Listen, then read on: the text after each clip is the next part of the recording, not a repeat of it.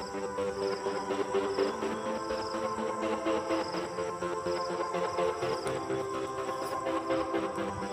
yun, nandito tayo ngayon sa ating baka.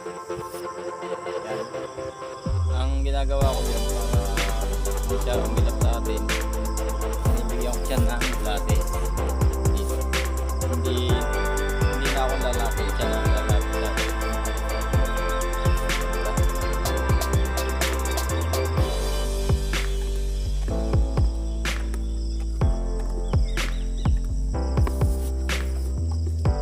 Lalapit sa atin kasi araw-araw alam niya na binibigyan natin siya ng latte. Mayroon siyang tali pero hindi yung nakatali kung saan.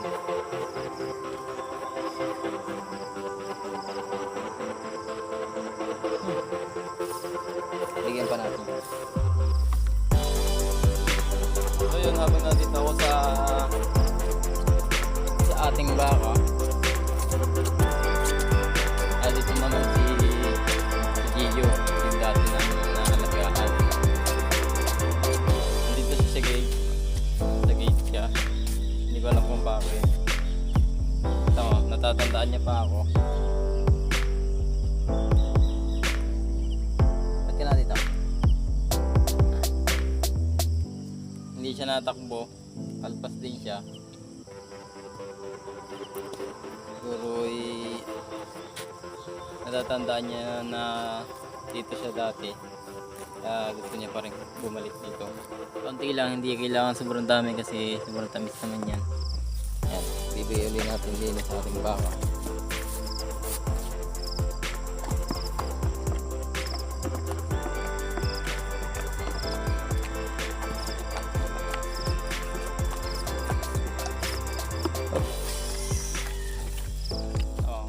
Kahit lumipat ako ng ito, susunod sa atin yan, kasi alam niya na binibigyan natin siya ng glasses.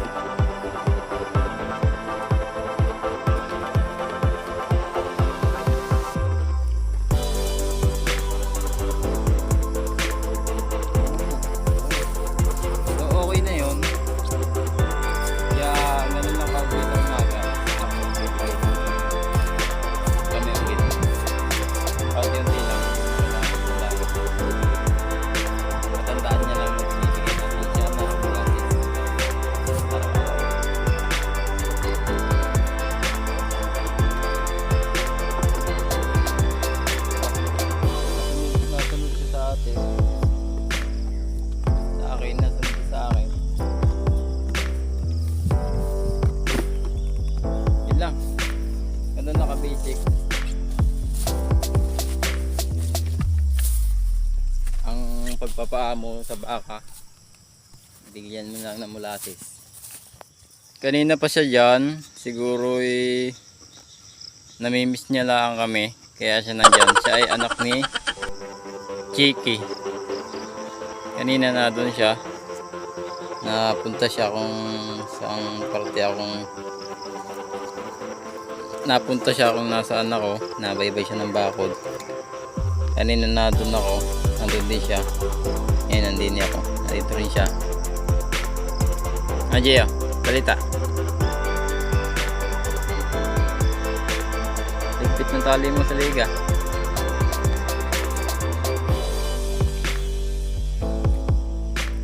Laki mo na.